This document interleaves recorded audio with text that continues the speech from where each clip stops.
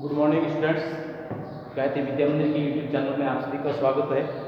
हम पढ़ रहे थे पार्ट्स ऑफ स्पीच के बारे में, जिसके कि 8 भाग होते हैं, जिसमें से अपन ने आज तक पढ़ा नाउन संज्ञा, प्रोनाउन सर्वनाम, एडजेक्टिव विशेषण, एडवर्ब क्रिया विशेषण। और आज जो आपका जो टॉपिक है वो है वर्ब्स यानी क्रिया। क्रिया बहुत महत्वपूर्ण पार्ट ऑफ स्पीच है। इसके बिना किसी भी एक कार्य के समय को, उसकी अवस्था को समझना बहुत मुश्किल होता है, समझ नहीं पाते हैं। तो वर्ब्स का ज्ञान जो है वो प्रत्येक विद्यार्थी को होना जरूरी है। तो वर्ब क्या है? सबसे पहले verb is a word which describes an action or state of the subject। इसका अभिप्राय ये हुआ कि क्रिया वो शब्द है जिससे सब्जेक्ट के उस वाक्य के कर्ता के द्वारा किए गए कार्य की अवस्था या समय का जो है वो हमें जानकारी मिलती है। क्रिया कितने प्रकार की होती है? तो लिखा है there are 2 types of verb, यानी क्रिया जो है वो 2 प्रकार की होती है। कौन कौन सी? पहली है मेन वर्ब। मेन वर्ब का मतलब होता है मुख्य क्रिया, MAINVERB, मेन वर्ब मुख्य क्रिया।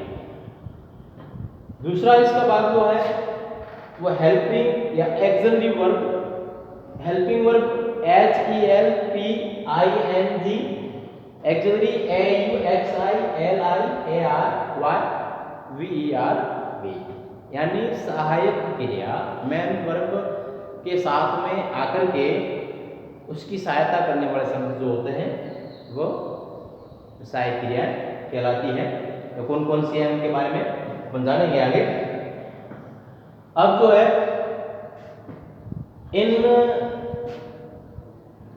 2 प्रकार जो है मेन वर्ब और हेल्पिंग वर्ब, इनके भी जो है वो कुछ सब सेक्शन उपभाग जो है वो होते हैं। तो कौन कौन से होते हैं?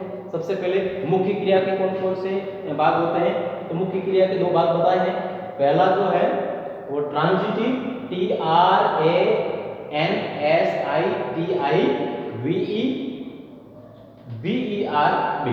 ट्रांजिटिव वर्ब मतलब सकर्मक क्रिया।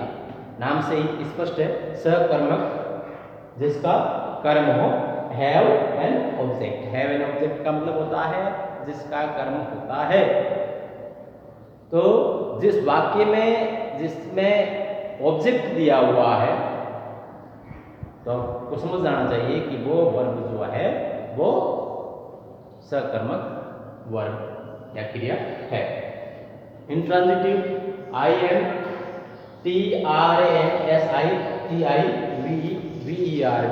इंट्रांजिटिव वर्ब अकर्मक क्रिया, यानी जिसका कर्म जो है वो नहीं होता है, यानी डोंट हैव एनी ऑब्जेक्ट, वो अकर्मक क्रिया कहलाती है। अब इसका दूसरा भाग जो है हेल्पिंग वर्ब्स। हेल्पिंग वर्ब्स कौन कौन सी है? इसके भी 2 भाग बताए, देखो एक्सिलरी वर्ब्स और मॉडल्स। एक्सिलरी वर्ब्स टेंस के अनुसार अलग अलग होती है। तो देखिए प्रेजेंट टेंस में जो एक्सिलरी जाती है उसमें do, DO, does, DOES, is, IS, AM, RARE, has, HAS, have, HAVE, has been या have been। फिर है पास्ट टेंस जिसमें did, DID, was, WS, were, WERE, had, HAD, had been, HADBEEN, had been। उसके बाद में future tense में will, WILL, shall HHALL will या shall have been WILL SHALL HAVEBEEN will have been या shall have been। उसके बाद में models, अब देखो मॉडल्स भी एक सहायक क्रिया की तरह कार्य करते हैं और ये वाक्य में सब्जेक्ट के मूड को या उसकी मनोस्थिति को, मनोदशा को बताने का कार्य करते हैं, वे शब्द कहलाते हैं मॉडल। और ये जो है जहाँ आते हैं वहां पर सहायक क्रिया नहीं आती है, यानी सहायक क्रिया और मॉडल दोनों एक साथ नहीं आते हैं। जहाँ ये आते हैं वहाँ सहायक क्रिया नहीं आती और जहाँ सहायक क्रिया आती है वहाँ पर ये मॉडल नहीं आते हैं। तो कौन कौन से मॉडल्स है? Can, could, may, might, will, would, shall, should, must आदि। ठीक है, अब जो है वो तो अब देखिए ट्रांजिटिव वर्ब और इनट्रांजिटिव वर्ब, इनकी परिभाषा देख लीजिए। पहले सबसे पहले the transitive verb, the verbs those have an object are called transitive verbs. मतलब वे क्रियाएं जिनका कर्म होता है, ऑब्जेक्ट होता है, वे क्रियाएं जो है वो सकर्मक क्रियाएं कहलाती है।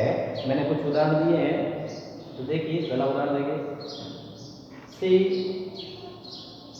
Ramesh writes a letter. Ramesh पत्र लिखता है। अब देखो वैसे वाक्य देखते ही मालूम हो जाता है कि इसका ऑब्जेक्ट है, तो ये वर्ब जो है वो सकर्मक है, लेकिन फिर भी अगर इसको अच्छी तरह से आप समझना चाहो तो इस क्रिया का प्रश्न कर्ता से करके आप जो है वो मालूम कर सकते हो इसका ऑब्जेक्ट है कि नहीं है। अगर ऑब्जेक्ट है तो क्रिया जो है वो सकर्मक है। कैसे? रमेश पत्र लिखता है। रमेश क्या लिखता है? पत्र। ये ऑब्जेक्ट प्राप्त हो रहा है, तो आप इसको जो है वो समझ सकते हो कि इसका ऑब्जेक्ट है और ये वर्ब जो है वो ऑब्जेक्ट होने के कारण जो है वो सकर्मक है। ठीक है, अब ऐसे कैसे? दूसरा, शी कुक्ड फूड, वो उसने भोजन पकाया। उसने क्या पकाया? भोजन पकाया। तो इसका भी ऑब्जेक्ट है, तो ये कुक जो है ये भी जो है वो सकर्मक क्रिया है। ऐसे कैसे? तीसरा देखिए, दे ग्रो फील्ड्स, वे खेत जोतते हैं। वे क्या जोतते हैं? खेत जोतते हैं। तो खेत, इसमें भी ये ऑब्जेक्ट है, तो फ्लो जो है वो सकर्मक क्रिया है। ऐसे कैसे? चौथा वाक्य देखिए, ही ड्राइव्स ए कार, वह कार चलाता है। वो क्या चलाता है? कार चलाता है। तो इसमें भी ये ऑब्जेक्ट है। तो मतलब कर्ता का क्रिया से प्रश्न करने पर अगर उत्तर में ऑब्जेक्ट आता है तो आप समझ सकते हो कि उस वाक्य में जो वर्ब जो आई है वो वर्ब जो है वो सकर्मक ही होती है। अब दूसरा इसका बात जो है वो है इनट्रांजिटिव वर्ब्स, अकर्मक क्रियाएं। तो अकर्मक क्रियाएं कौन कौन सी है? पहले इसकी परिभाषा देख लीजिए। The verbs those don't have an object are called intransitive verbs, यानी क्रियाएं जिनका कोई कर्म नहीं होता है उसको अकर्मक क्रियाएं कहा जाता है। मतलब वाक्य में कोई ऑब्जेक्ट नहीं होता है तो वो क्रिया जो है वो अकर्मक होती है। वाक्य को देखते हुए से मालूम पड़ जाता है, लेकिन फिर भी अगर आप जो है वो अच्छी तरह से समझना चाहो तो इसका वापस जो है वो कर्ता को इस वर्ड से जो है वो क्रिया से प्रश्न करके आप देख सकते हो। अगर ऑब्जेक्ट उसमें उत्तर जो है ऑब्जेक्ट आता है उत्तर में तो आप समझ जाओगे सकर्मक है। अगर नहीं आता है तो आप को उसको अकर्मक ही समझना है। जैसे कुछ उदाहरण दिए मैंने, जैसे राम लॉफ अब देखो वैसे तो इसमें ऑब्जेक्ट है नहीं, सीधा दिख रहा है, लेकिन फिर भी अगर आप मालूम करना चाहो तो फिर भी देख सकते हो। राम लो, राम हंसता है, राम क्या हंसता है। अब क्या हंसता है इसका कोई उत्तर प्राप्त नहीं हो रहा है, कहने का मतलब तो इसमें जो है वो आपको ऑब्जेक्ट नहीं है, तो ये जो है वो क्रिया जो है वो कहलाएगी अकर्मक क्रिया। ऐसे किसी दूसरा सी विच वह रोती है, वो क्या रोती है, इसमें भी कोई ऑब्जेक्ट नहीं आ रहा, उत्तर नहीं आ रहा है, तो ये भी विप जो है वो अकर्मक क्रिया है। ऐसे कैसे, दे बाथ, वे नहाते हैं, वे क्या नहाते हैं, इसमें भी उत्तर नहीं आ रहा है ऑब्जेक्ट, तो जो है वो ये भी जो है वो अकर्मक क्रिया है। अब चाहो तो आप इसका स्क्रीनशॉट जो है वो ले सकते हो, और पीछे वाला जो था जिसमें वर्ब की परिभाषा वगैरह जो बताई थी उसका भी आप स्क्रीनशॉट ले सकते हो। अब उससे आगे आप जो है वो इनके कुछ उदाहरण जो है वो देखेंगे अपन। हाँ, तो सम इम्पोर्टेंट ट्रांजिटिव वर्ब्स जो है देख लीजिए। ईट खाना, सिंग SING सिंग गाना, राइट WRIT राइट लिखना, DRIV ड्राइव चलाना, WATCH वॉच देखना, FLY फ्लाई उड़ाना, DRINK ड्रिंक पीना। ऐसी बहुत सारी वर्ब्स होती है। तो आपको यहाँ पर जो है वो ट्रांजिटिव वर्ब की पहचान करने के लिए वर्ब को आप सीधी वर्ब को देख करके ही आप मालूम कर सकते हो कि ये ट्रांजिटिव है, इनट्रांजिटिव है। कैसे, जैसे खाना, ईट वाला जो ये शब्द है खाना, अब क्या खाना, अब इसमें उत्तर जो है वो तुम्हारे इसमें ऑब्जेक्ट आएगा, अब तुम्हें बताना पड़ेगा कि वो खाता है, क्या खाता है, रोटी खाता है, बिस्किट खाता है, फल खाता है, जो भी चीज़ खाता है उसका बताना पड़ेगा, उत्तर में ऑब्जेक्ट आएगा, तो आप समझ सकते हो कि जो है वो ये ट्रांजिटिव वर्ब है। ऐसे ऐसे सभी के प्रश्न करके आप जो है वो, जैसे गाना तो क्या गाता है, क्या गाती है, ड्राइव क्या लिखता है, लिखती है या लिखते हैं, ड्राइव क्या चलाते हैं, वॉच क्या देखते हैं, देखती है, या क्या उड़ाता है, क्या उड़ाती है फ्लाइट, और ड्रिंक क्या पीते हैं, क्या पीता है। तो मतलब इस क्रिया का कर्ता से प्रश्न करके आप जो है वो, अगर आपको उत्तर में ऑब्जेक्ट प्राप्त होता है तो आपको उसको समझना है कि जो वर्ब जो है वाक्य में वो ट्रांजिटिव वर्ब है। ऐसी बहुत सारी वर्ब है। तो आपको आज के होमवर्क में ये करना है कि आपको कम से कम 20 ऐसी वर्ब मुझे बताओगे इनके अलावा जिसमें कि उनका ऑब्जेक्ट हो, क्या वो वर्ब लिखनी है, और चाहे तो आप वाक्यों में भी उनको लिख सकते हो। तो मुझे समझ में आया कि वास्तव में आपको जो है वो ये टॉपिक समझ में आया। अगर गलतियाँ ज़्यादा होती है, नहीं समझ पाते और वाक्य में तुम्हारे मिस्टेक्स बहुत ज़्यादा होती है, तो मैं समझूंगा कि ये वाक्य, ये जो टॉपिक जो है वो आपको समझ में नहीं आया, तो मैं फिर इसको दोबारा समझाने का प्रयास करूँगा। और अगर देख लिया मैंने कि हाँ वास्तव में जो है वो तुम्हारा समझ में आ गया है, तुम्हारी गलतियाँ बहुत कम हैं, तो जो है वो मुझे ये समझ में आ जाएगा कि आपने जो है वो ये टॉपिक अच्छी तरह से समझ लिया है। अब इसका दूसरा भाग जो है उदाहरण है, वो है उदाहरण क्या, इनके जो है वो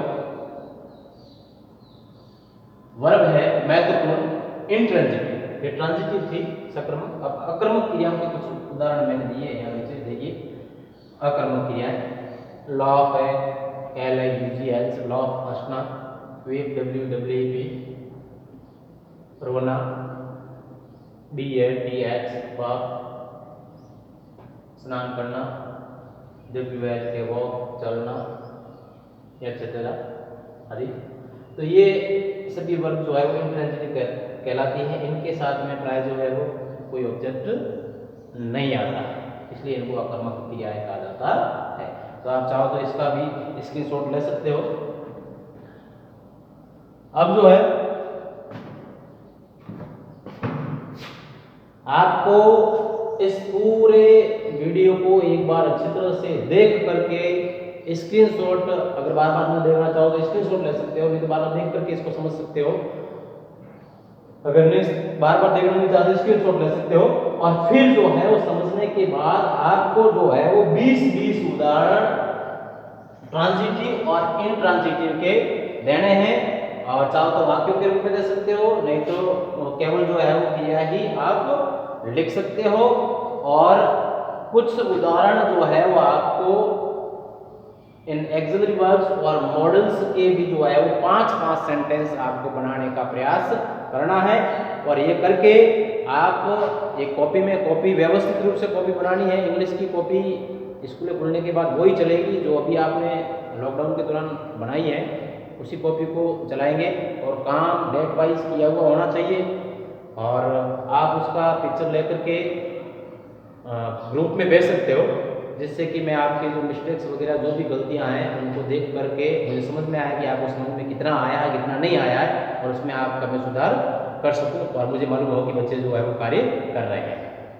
और आपको ये काम रेगुलर डेट वाइज करना है ही, और डेली जो वीडियो आते हैं चाहे वो किसी भी विषय को, सभी वीडियो को देखना। और इसको देखने के लिए आपको जो अपने स्कूल का चैनल बना हुआ है, गायत्री स्कूल सांचौर नाम से जो है वो चैनल बना हुआ है यूट्यूब पर, उसको सब्सक्राइब करना जरूरी होता है। और सब्सक्राइब करके साइड में बेल आइकन दिया हुआ है, उसको आप दबाना न भूलें, जिससे कि जो भी वीडियो उस चैनल पे अपलोड होगा, डाला जाएगा, आपको उसका मैसेज जो है वो मिल जाएगा, और आप तुरंत उसको देख करके और कॉपी में अपना काम कर सकते हो। धन्यवाद। आज के लिए इतना ही, कल फिर जो है वो आगे पढ़ेंगे। Thank you.